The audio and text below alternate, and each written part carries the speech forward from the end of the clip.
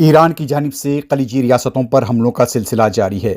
जुमेरात की रात बहरीन की ऑयल रिफाइनरी बैपको पर हमला किया गया।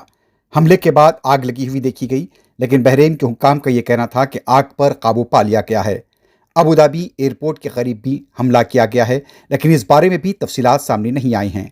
उधर कुवैत की फौज की तरफ से कहा गया है कि ईरान की तरफ से हमले किए गए, लेकिन उन हमलों को नाकाम बना दिया गया है। इस दौरान ईरान के वजीर खारजा अब्बास इराशी ने कहा, हम बातचीत के लिए आगे नहीं आएंगे। जब जब हमने बातचीत के लिए हाथ बढ़ाया, अमेरिका की तरफ से हम पर हमला किया गया।